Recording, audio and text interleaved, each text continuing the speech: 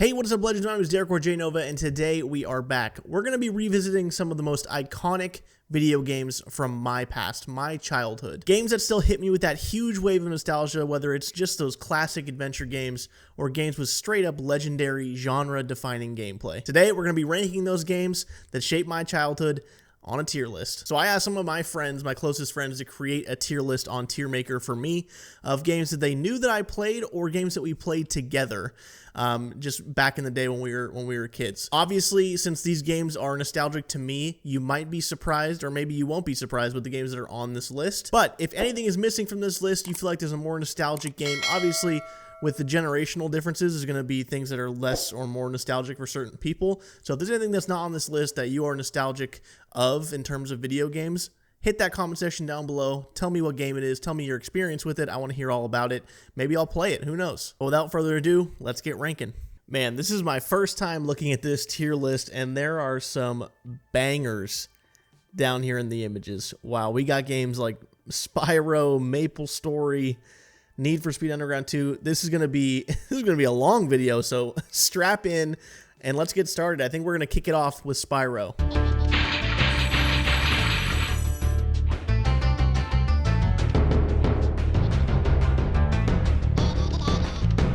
So Spyro the Dragon was like a staple of the late 90s, and I was born in 1998, so I grew up playing on my PlayStation 1 that my dad owned, and I feel like Spyro was kind of like the staple game of the PlayStation 1. Like if you had a PS1, you had Spyro and you played Spyro. The game had a super like vibrant and kind of whimsical world that was filled with imaginative levels, quirky characters, and a lot of that ignites nostalgia for a lot of us gamers, just because games really aren't made like this anymore. I think the charm of Spyro really lies in its accessibility.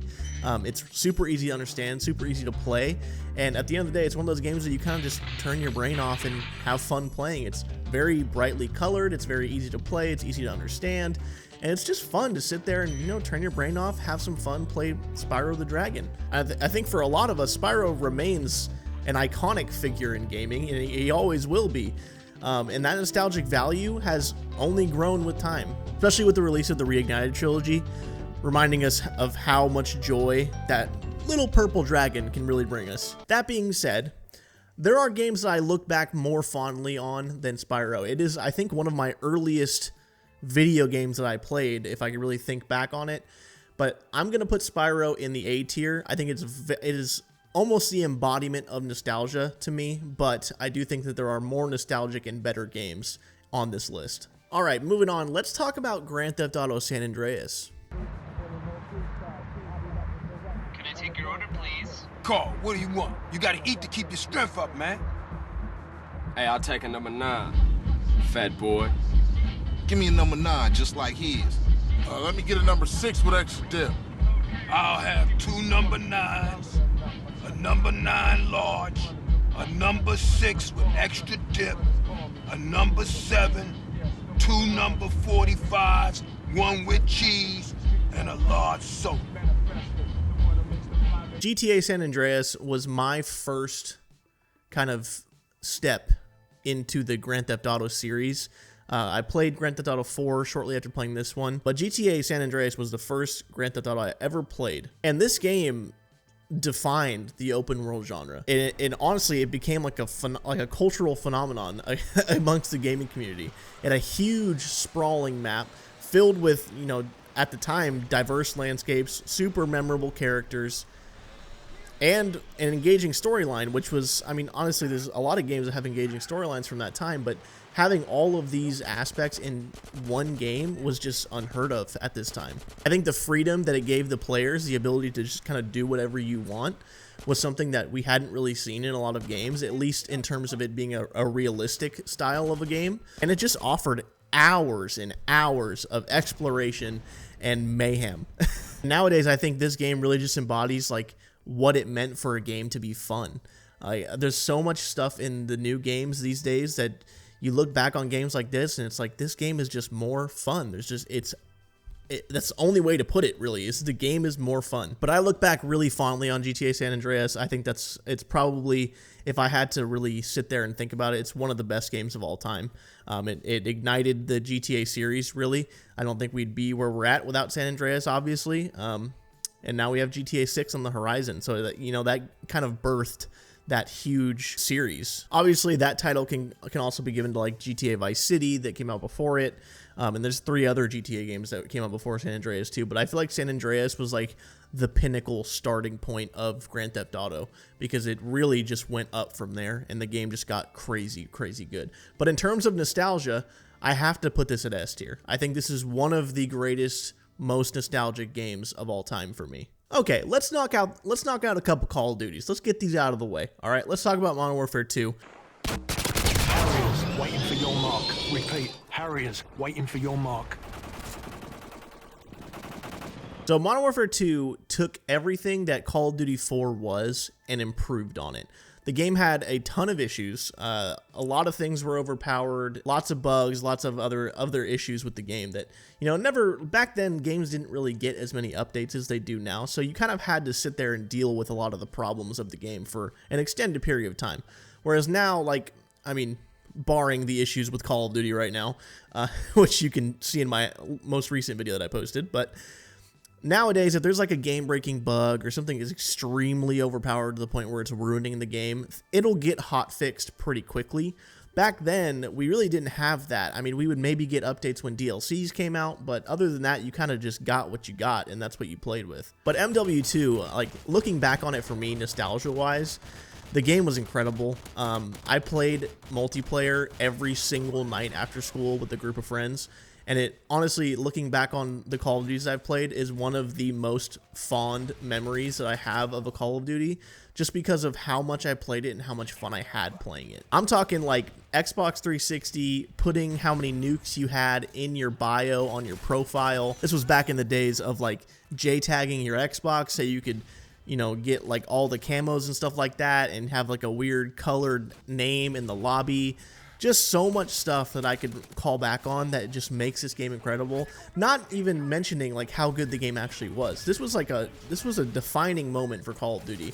This is where kill streaks were brought into the game, like customizable kill streaks. This is where a lot of the customization kind of started. We had it in COD 4 a little bit, but this is where it started to branch out and started to become closer to what we're seeing today, honestly. So while Call of Duty 4 is really credited like with the birth of Call of Duty as it is now, I think MW2 improved on what Call of Duty 4 was and really just kind of helped drive the series forward. There's also the iconic No Russian mission in the campaign where you play as the Russian terrorists and you're kind of going through that the airplane terminal and you're just mowing down civilians, and like 12-year-old me is playing that, just freaking out. Like I didn't want to shoot anyone. I'm walking through not shooting anyone, but I'm worried that they're going to know that I'm not shooting people. So I don't know, dude.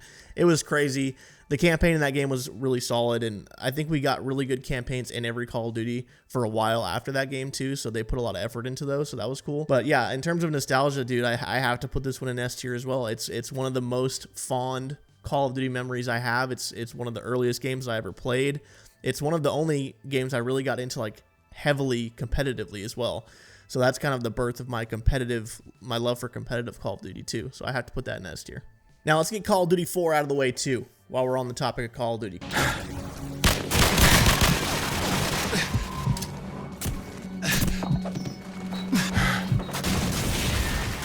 Call of Duty 4 obviously came out before Modern Warfare 2. And Call of Duty 4 was the true genre-defining multiplayer FPS experience. Like, this was the game that changed everything multiplayer-wise. This is the introduction of kill streaks, the introduction of creative class.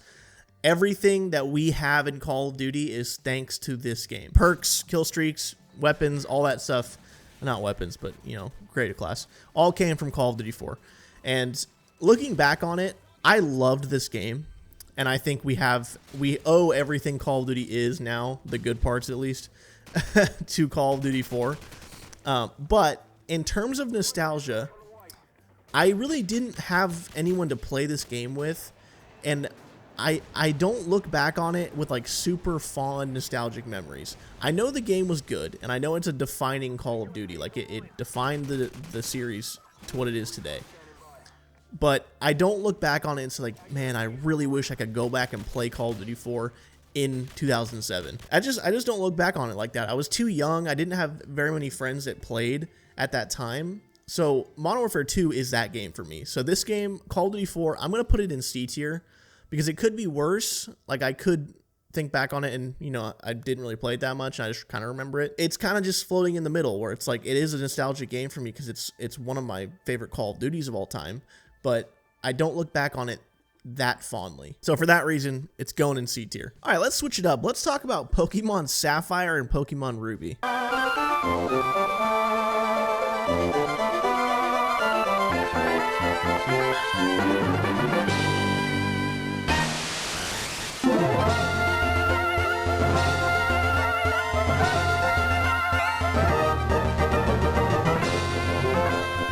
Hot take, but Pokemon Sapphire was my very first introduction to Pokemon. So I know you see Pokemon Red in the tier list, but I actually played Sapphire first and went back and played Red. Because Pokemon Sapphire, if I remember correctly, came out in like 2002 or 2003, and Red came out the year I was born, which was 1998. So I played Sapphire first, and I have great memories of this game. So every year we go on a family camping trip, and when we were younger, we kind of, you know, we were kind of bored. We didn't really have anything to do. We'd kind of go through and, you know, do all of our like activities throughout the day. But at nighttime, or like when it was kind of getting closer to nighttime, we didn't really have much to do. So eventually we started bringing like our Game Boy Advances or our Nintendo DS's, and Pokemon Sapphire single-handedly got me through our 7-day camping trips. You know, this was my first experience battling with Pokemon, going through the world of Pokemon, you know, evolving my Pokemon, getting new Pokemon. Like, dude, it was, I look back on it and it's like one of the best memories I have of being a kid was just like, and my cousins and everyone would have their own DS's or Game Boy Advances with them too. And, you know, we would battle each other or trade Pokemon. It was just so fun. And I wish I could go back to that time. The game just provided like hours and hours of fun. The replayability was so good. And I think it's just fondly remembered by so many people because, you know, it's one of the earliest Pokemon games that we have. And it's like, it's the nostalgia that it carries is just absolutely insane. That being said, here's the kicker. I'm going to put it in A tier. And here's why. I can't be handing out S's to every single game, all right? This isn't just me putting every game in S tier because every game to me is nostalgic. Yes, I have very fond memories of this game. Yes, I think it's a great game, but it's not the most nostalgic thing I can think of. There are some things in here that I'm looking at right now, some of these pictures, and some of these games are the most nostalgic thing that I honestly forgot about. So once we get to those, that you'll see they'll be in S tier, but I'm gonna put it in A. I think it's a very nostalgic game for me, and it's one of the best Pokemon experiences I've ever had. So I'm gonna put it there. All right, I think this one was put in here as a troll on me, but we're gonna talk about World of Warcraft.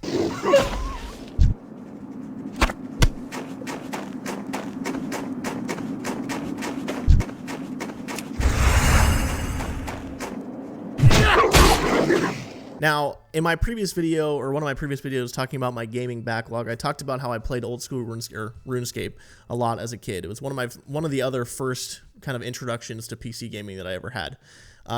That being said, World of Warcraft, I really didn't play. I tried it out, but I was a RuneScape kid through and through, and World of Warcraft was the biggest competitor. Back in those days, you either played WoW or you played RuneScape, and you talked mad shit about the other one. For that reason, World of Warcraft is going to go into D tier. And look, like I said at the beginning of this video, I don't want to hear nothing about it, all right? I'm not saying World of Warcraft is a bad game. It's a great game. It's arguably the most popular MMO of all time. I don't even think it's arguably. I think it is the most popular MMO of all time. But to me, I'm a RuneScape kid through and through. RuneScape was the game that I played growing up. It was my only MMORPG that I've stuck with for 23 years of my life, all right?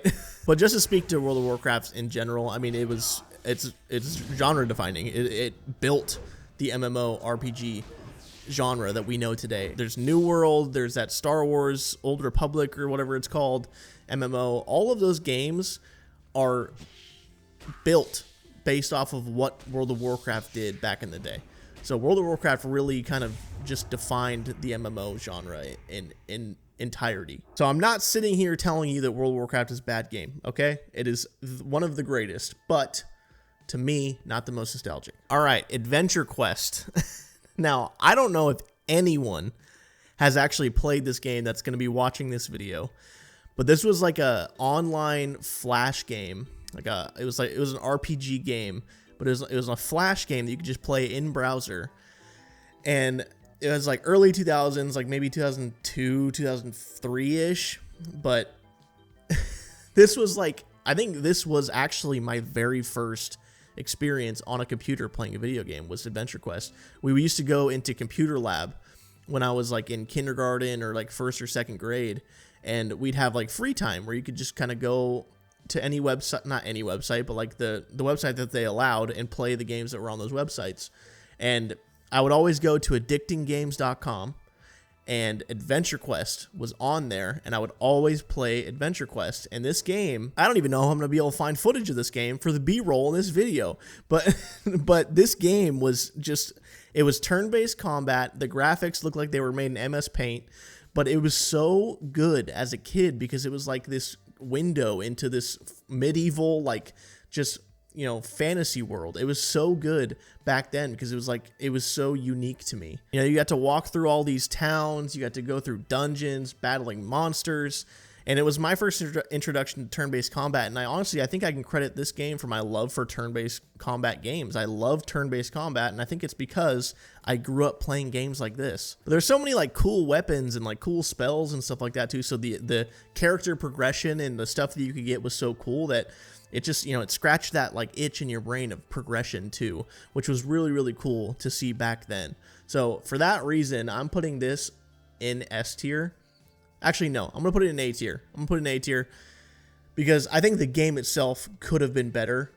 The nostalgia factor is probably an S tier, but I'm going to knock it down just a little bit because I'm not going to put it in the same level as some of the most nostalgic and best games for me of all time. So next up, let's talk about Minecraft. Now, I know you're probably sitting there thinking like, oh, it's still a game. It's still out, still constantly updated. What are you talking about? I'm talking specifically about Minecraft Alpha, specifically version 1.2.6. Now, if you know, then you know. If you know, you know. If you do know, then you know that CNanners posted a video of a Let's Play of Minecraft. In his very first video, the game was in version 1.2.6. This was the alpha. CNanners, I feel like, can be credited with the single reason that this game became popular. Because back in the day, CNanners was the most popular YouTuber, like, by a large margin. I mean, obviously there's other guys up there with him, but CNanners was like one of the most watched gaming YouTubers in the scene back then. So when he made this video on Minecraft, it literally exploded. Like, the game exploded. Hello everyone, my name is CNanners and welcome to the first episode of the Minecraft Let's Play live commentary series of extravaganza. And it was just something that we've never seen before, being able to create whatever you wanted and having all of this exploration and having all these tools at your disposal.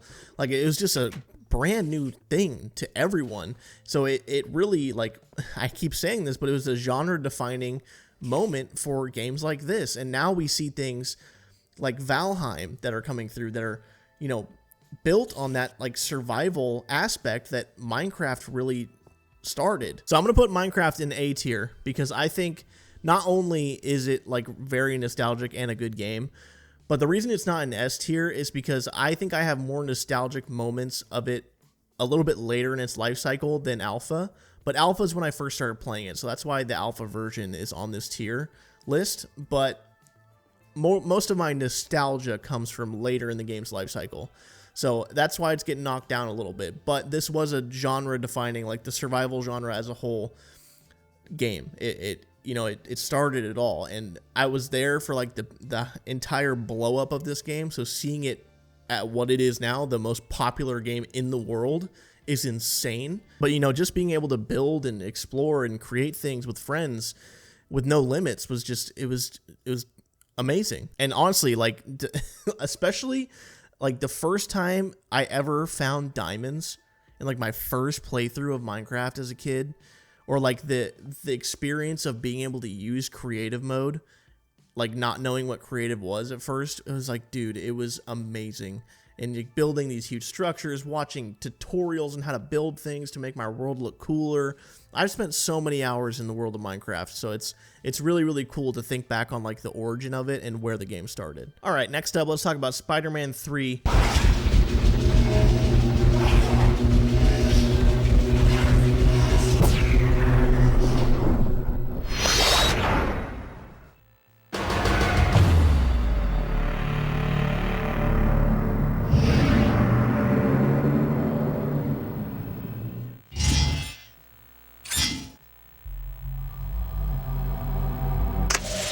Spider-Man 3 was a PS2 game, and it was actually like based on the movie. So a lot of the cutscenes in the game, if I'm remembering correctly, were like actual basically scenes from the movie, or like remade scenes from the movie. But this was like kind of one of the first action adventure games that I played that was, you know, like very kind of linear progression, like level based. Like it had an open world, but like the actual missions were very linear. And I actually really love that style of game.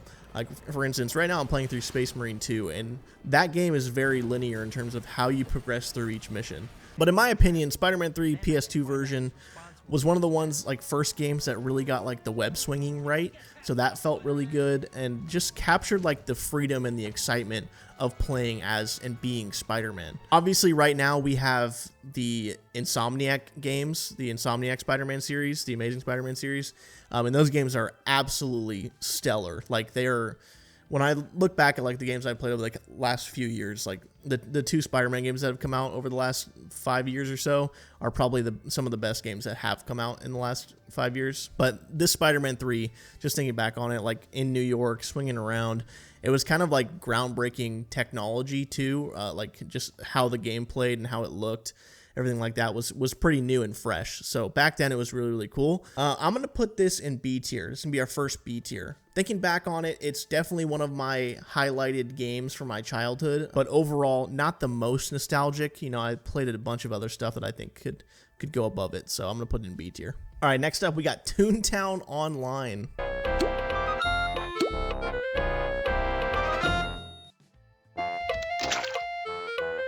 Oh man. So ToonTown was an online MMORPG, and you played as Toons and you fought against the Cogs. And the Cogs were like these evil machine guys, and the Toons, you threw like cakes and threw like water balloons and squirt guns at the Cogs to fight them. But it was turn-based combat, so again, I think that's one of the reasons why I liked it. But this was a very, like, it was Disney. It was a Disney game. Obviously, Toontown is in Disneyland. But the game had, like, a distinct kind of charm to it, I feel like. Kind of in the same vein as Spyro. You know, it had, like, this vibrant, whimsical world that you were in. You know, you could have your own house in the game. And I just vividly remember, like, doing, like, the fishing mini game for hours on end, trying to get, like, candy or whatever it was to buy new stuff or upgrade my Toon, whatever. But the game had like dungeons too, where you'd go in like these corporate office buildings, and that's what the Cogs were. They were like these corporate, basically like, you know, lifeless people, and the Toons were these animated, fun characters. But you'd go into like their corporate office buildings and then go and fight through levels of Cogs, and you'd do it with like a team. So you'd have like 3 or 4 other Toons, like real people with you, to clear these dungeons. So it was like my first real big experience into like the MMORPG genre. That and RuneScape. So those two games were like some of the most nostalgic games I have. I really didn't play ToonTown that much though. So that's why I'm not going to put it in S tier. I'm probably going to put this in B with Spider-Man. I didn't play it that much. I do think back on it fondly, but I don't think I really had anyone to play it with. So the memories that I have of it aren't too many of them. So I'm going to go ahead and put that one in B tier. All right, next up, Gears of War.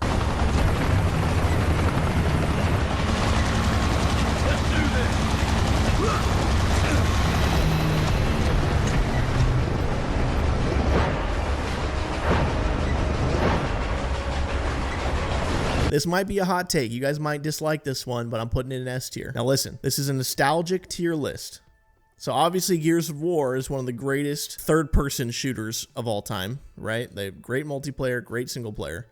And we have Gears of War E-Day coming out pretty soon. But I have very fond memories of playing this game with my best friend, of just, you know, sitting in my room, playing couch co-op, playing through the whole campaign. And that is what makes this game so special to me, because we loved the Gears of War series. Loved it so much to the point where, like, he still comes over it, like, to this day, and we'll replay the Gears of War franchise. So, you know, this game, like, the characters in it are awesome, like, just very fleshed out, and just the gameplay, like, it's just amazing gameplay. It's so brutal, it's strategic, it's fast-paced, and the cover system is cool, the levels are really cool, like, it just always kept you guessing, you know, you never could really expect what was coming next, and I feel like the pacing in the game is just really good. Like, each mission has its own unique thing happening, and every time you're fighting, like, one of the big monsters, the big locusts or whatever, that adrenaline starts pumping, you know? And that's not even talking about the multiplayer. The multiplayer in Gears of War is solid, like, and it's hard. I remember playing Gears of War back in the day, and I had this big old tube TV, and if you guys played Gears back in the day, you'll know this. When you use a shotgun, the like meta with the shotgun was to not aim in. Or maybe you can't even aim in. I don't even remember. But essentially, you couldn't see like your crosshair when you have a shotgun. So what people would do is they'd take like a dry erase marker, like an expo marker, and mark their crosshair on their TV just so they can like see where it's at and center people into it and then shoot them with the shotgun. So I remember playing this game on my tube TV, having expo markers, crosshairs on my screen, because it made me like a little bit better in the multiplayer. But like, dude, just the iconic stuff from this game, the chainsaw lancer, like the brutal combat mechanics were amazing. And Gears just left an undeniable mark on gaming that, you know, fans always reminisce about. And we have Gears of War E-Day coming out, I think either this year or next year, and that game is going to be incredible. But I have to put this in S tier. It is one of my most nostalgic and most fun games of all time. All right, next up, Need for Speed Underground 2. Hi, I'm Brooke Burke, and I play Rachel Teller in Need for Speed Underground 2. Playing a racer in the game was a lot of fun, but on the streets, I make sure to drive safely and responsibly. This game's soundtrack is ingrained into my skull. I don't think I could forget it if I wanted to. I'll be honest, I don't think I ever actually beat this game. I was so young when I played this game. I think I only played like the first 2 missions and just drove around, because this was like I think this was one of the first like open world racing games where you could just drive from like anywhere you wanted basically and just go around to different things, different races, different objectives, whatever. So I think this was one of the first of that, but it was my first Need for Speed game. But I just remember driving around in my Nissan 350Z that you get at the beginning of the game. I don't think I really did any of the missions. But yeah, this was one of those solid ones. It had a lot of customization, which was cool. You could modify your car and do a bunch of stuff like that. But I know for a lot of people, it marked like a peak in the racing genre and had really good just racing mechanics. And that, coupled with the customization, was really good, because it was just a game that made like speed and style the ultimate combination, you know, offering some of the best arcade racing of this era. I think it came out in 2004. Again, I didn't play it that much. It's definitely a nostalgic game for me, but I'm going to put this in C tier. I played it a little bit. I do have fond memories of it, but it's not the most nostalgic. Next up, we have Assassin's Creed 1. This was the birth of the Assassin's Creed series. Now, obviously, games that have been coming out lately from Assassin's Creed aren't great. Ubisoft is kind of just, I feel like they've kind of just thrown in the towel in terms of trying to reinvent like a good Assassin's Creed game. We've been getting kind of the same thing every single time they release a new one. I think they tried to do a cool thing with Valhalla, but the game just got so convoluted with so many different things to do that it just made it kind of feel like a chore. But the world was very, very cool. But back in the day, we got some solid Assassin's Creed games. Assassin's Creed 1, 2, Black Flag was really good. Brotherhood was really good. I think some people actually look back on like 1 and 2 and actually don't like them. But for me, Assassin's Creed 1 was very nostalgic. It was kind of the first time that we got like a unique blend of parkour, stealth, and action in a game. That, coupled with the really unique storyline of like who you were and why you were doing the things you were doing. The game had those like cutscenes where you'd be, you know, back in the office or whatever, where you're in that machine that brings you back to Ezio's time. So it was really cool, and you know, the series has evolved over the years.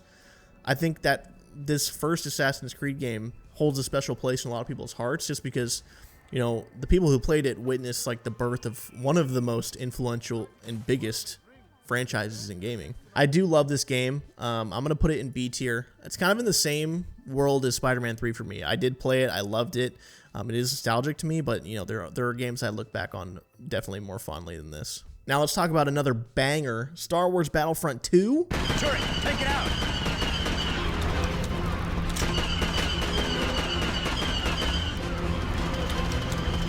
Star Wars Battlefront 2 on the PS2 was arguably one of the greatest games on that console, if not the greatest game on that console.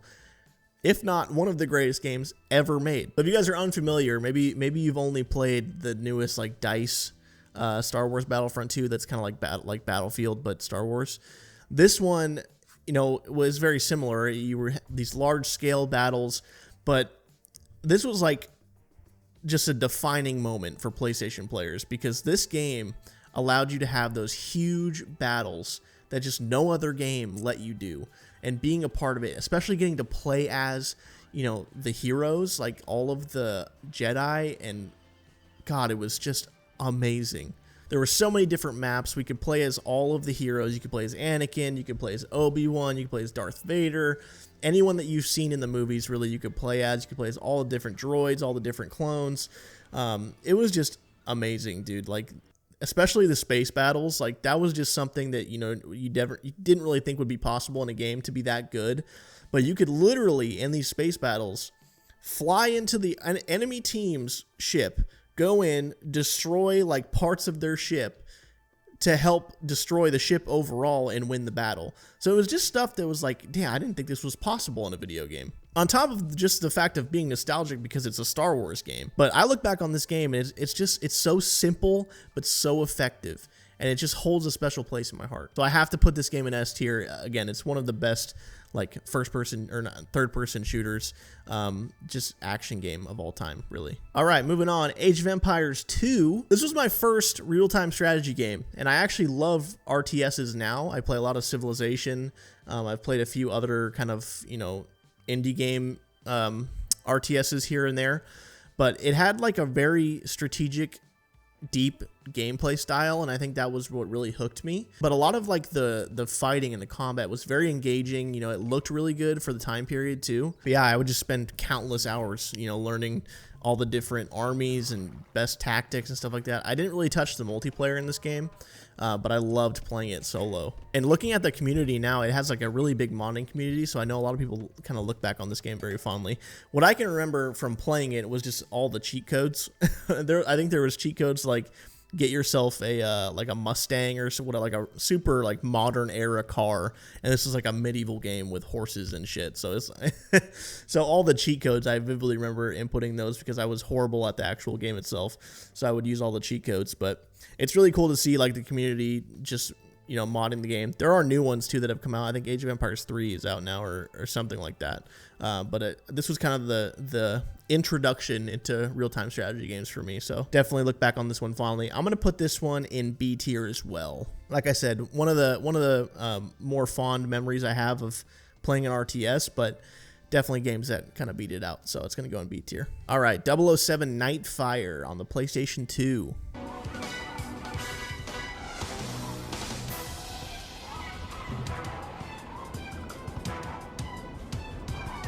So this game had a really solid single player, but I mostly played the multiplayer, and that's kind of what I have the most fond memories of. So obviously it's set in the world of, you know, the iconic 007 agent, James Bond. Everyone knows who that is, right? I'm not too old to, everyone understands who that is.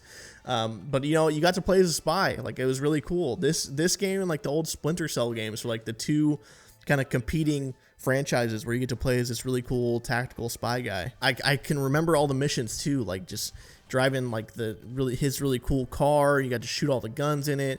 I remember this one where you're like, I think driving through like London or something like that, and you're shooting everyone as you're trying to drive away or whatever. But I loved this game, and I think the most fond thing I can think of is I would always be at my cousin's house, and we would be in his bedroom, and we'd be playing on this super tiny like like maybe 15-inch TV, and we're playing couch co-op, and we're playing against each other. And this game kind of had like the Halo thing where it's like a bunch of not power-ups, but like different guns on the ground, stuff like that, where you have to go around and pick stuff up. And I remember just playing multiplayer, just like 1v1ing against him all the time. So it's one of my most nostalgic like multiplayer experiences because of that. I'm gonna put this one in A tier, I think. There's definitely more nostalgic games than this one, but this was kind of one of my first introductions to the FPS genre, so I definitely love this game. But it's gonna go into A tier. Okay, next up we got Maplestory. This was one of the earliest like free-to-play MMOs I think ever. And it had like a really lasting impact on a lot of people. I think there's a new Maplestory out now, but it was a 2D like side-scrolling MMO. But it was really cool because it had a ton of different classes. And it was kind of like World of Warcraft in terms of like the questing system. So you'd like mostly do quests for experience and stuff like that. But you could join guilds with your friends and, you know, do all the standard MMO stuff. But Maplestory had like this really big emphasis on like grinding out levels and stuff like that. So like you would do a lot of combat just to grind out like new abilities and get money and stuff like that. The game had like a really... This was actually way ahead of its time in terms of like microtransactions, because I remember vividly, like you could buy a lot of stuff with real money. You could buy like the in-game currency and then buy a lot of stuff with that. But this was very nostalgic for me because I would always play this game with a couple buddies, and, you know, we would just try to level up our guys and, you know, go do more challenging stuff every single time. So I actually played this a lot more than World of Warcraft, but not quite as much as RuneScape. But I do have quite a bit of nostalgia for Maplestory. I'm going to put this one in C tier, above World of Warcraft, but not quite as nostalgic as some of the other games. So that's going in C. All right, next up we got Star Wars Republic Commando. Welcome, little one. This is your first day. Your designation will be RP01/138. So this game, you got to play as one of the Clone Wars Republic Commandos. And it's like you got to play as like this elite squad of clone troopers that were like better than the other like basic clone troopers. It was really cool because I think it was one of the first games where you could like order around your AI teammates. Like you could tell them like take cover over here or engage this guy, whatever. So it was one of the first games that really like let you do that. But it was just a really cool kind of different look into the Star Wars genre of game because it kind of had like this dark vibe to it. It was definitely different because up until this point, every Star Wars game that I played had like this very similar, you know, like a Star Wars feel. But this game had like a dark kind of like a layer of maturity to it that the other games didn't really have. That being said, I played this when I was a kid and I don't remember beating it because I don't think I could get past some of the levels because I was terrible at it. But it's definitely a fond memory. I do think back to this game, and I watch gameplay of it every once in a while, and I'm like, damn, I need to like replay this or something.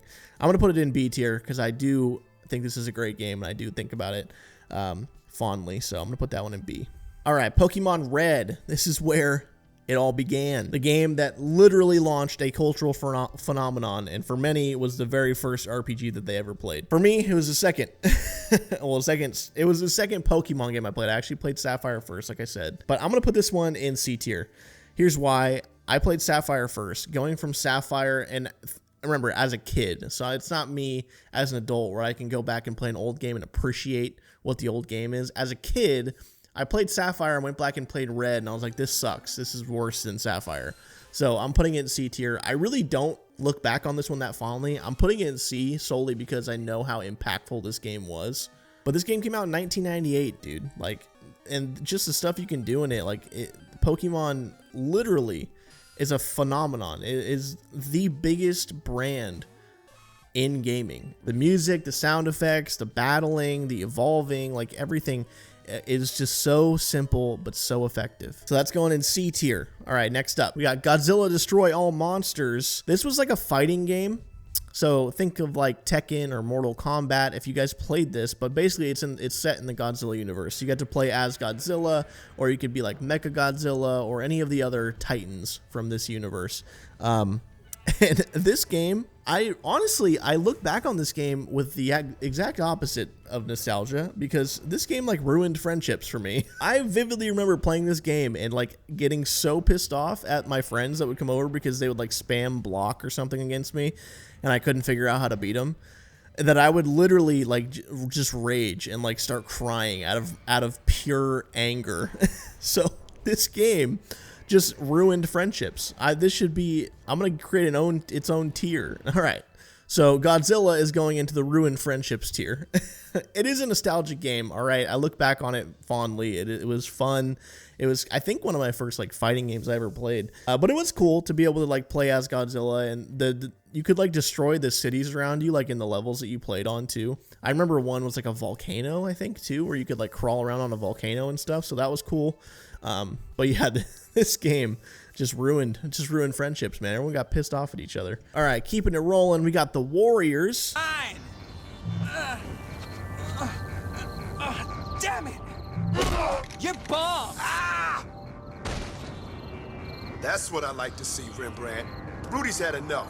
Get him out of here and give him his booze. I think I played the Warriors before I actually ever played GTA. So the Warriors was kind of it's not the same thing, but it was one of the first games where like you kind of just got to fight people for whatever reason. It's based on the movie, obviously, but it was like a beat 'em up game. You know, you got to play as like one of the gang members, and you just got to go around, do these missions, and just beat the shit out of people. I remember the first mission is like this initiation where you have to fight these like drunk hobos to prove your worth to the guy. And I honestly don't think I've actually even seen the movie. The nostalgia from the Warriors come from its not only its like combat mechanics and stuff like that, but the ability to co-op with friends.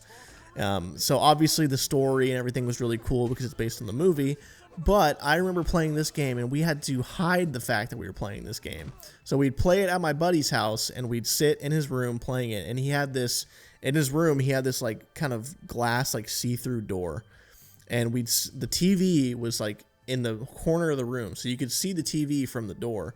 So we were sitting there playing the Warriors, and every time we heard his mom coming down the hallway, we'd have to turn off the TV and start playing like with our WWE action figures or whatever, just to make sure that she didn't catch us playing the Warriors, because it's an R-rated game and we weren't allowed to play that shit. But for that reason, I'm putting this one in A. Obviously, I think it would be an S if it was a better game, but because there's games with the same level of nostalgia to me that are better games.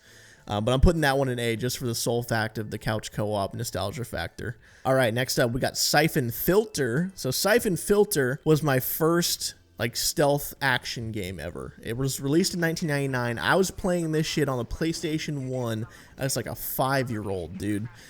And I remember like this is the same exact thing as the Warriors. I used to have to turn this game off when my mom walked in the room. I remember getting in trouble, getting grounded for playing this game.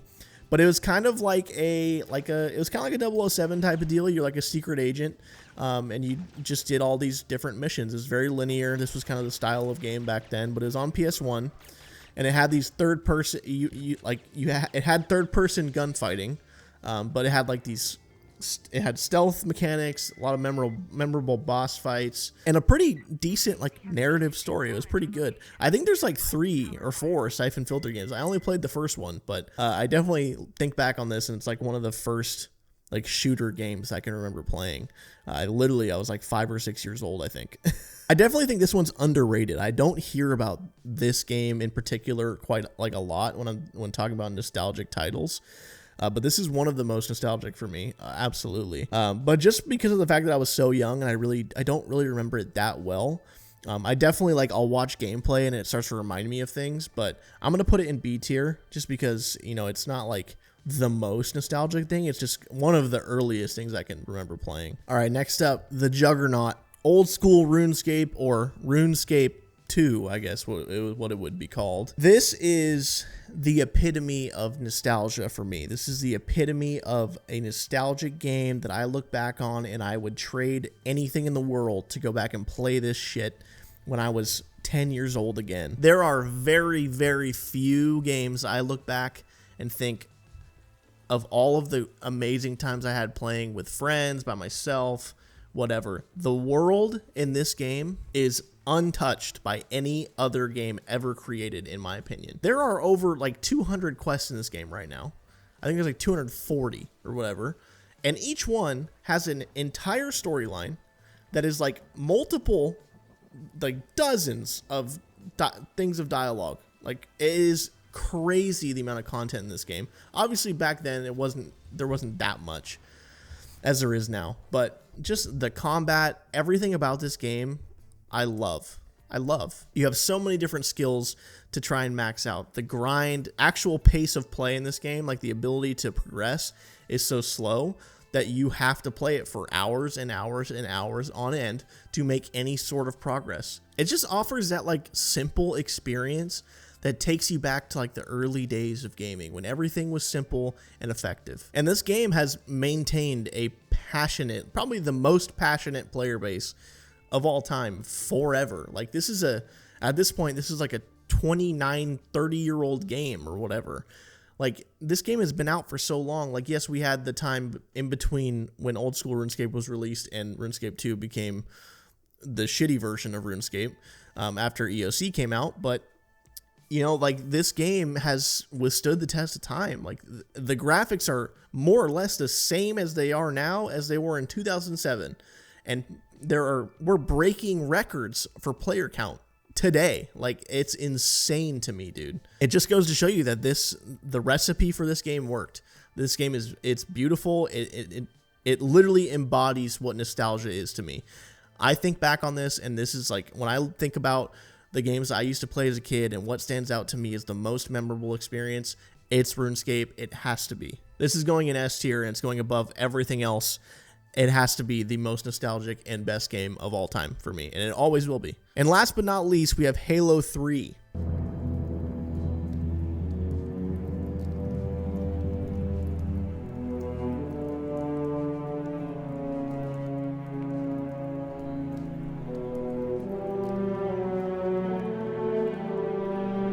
This ain't good. Damn. How far did he fall? 2 kilometers. Easy. Stay sharp.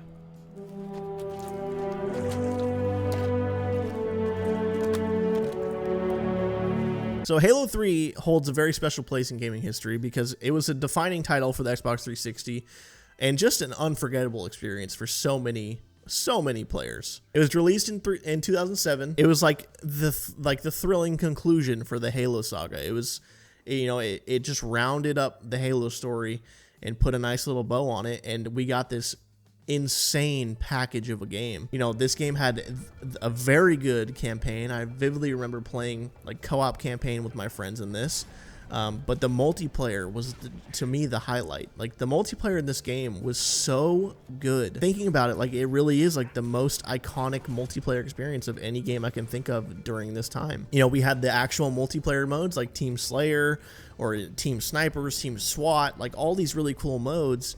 Great maps, but we also had Forge mode, which was just incredible. Like I vividly remember spending hours playing building maps that no one would ever play. We'd maybe play them like once or twice with some friends, but hours building these maps, looking up like glitches or things you can do to do these cool things with the maps and stuff like that. But I remember playing like all these designed maps because you could go to like this community tab and find maps that people made and play them. So there's all these maps that are like, there's like duck hunt maps where you drive around the outskirts on like this racetrack on a mongoose, and you have one guy up on this platform trying to shoot you off the mongoose before you get to him. So there's all these mini games, and it just made the community so good because we got to basically make the game what we wanted it to be. You had all of these different gameplay, like all these different game modes, all these different maps, and it was really just a community-driven game. And I think that's why it was so good and so nostalgic when you think back on it now, because everyone was so connected. We all played these games, and everyone, if you played Halo 3 back in the day, you know what I'm talking about. It was so engaging. And all that is on top of the fact that it had a great campaign. You know, it had theater mode. This game had everything. And this was back in 2007. Like, we get games released now that don't have nearly the amount of content that this game had. So this game also is going into S tier. Halo 3 is just one of the best games of all time. And looking back on, you know, all the great times I had on custom maps in this game, multiplayer, playing the campaign, trying to beat the campaign on Legendary, it's just one of the best times I've ever had playing video games. All right, man, that is a wrap on the nostalgic classic video games. This was a long one. Thank you guys for sticking through it if you made it to the end. But if you have a game on this list that means the most to you, let me know in the comment section below. If I left one out that maybe you wanted to see on the list, let's talk about it in the comments too. I want to know what you guys played when you were kids and what is the most nostalgic game to you. Let's relive those memories together. I want to talk about it in the comment section below. Thank you guys so much for watching. I hope you guys enjoyed. If you did, please leave a comment section down below. Maybe like me, share with your friends. See you guys all in the next one. Peace out.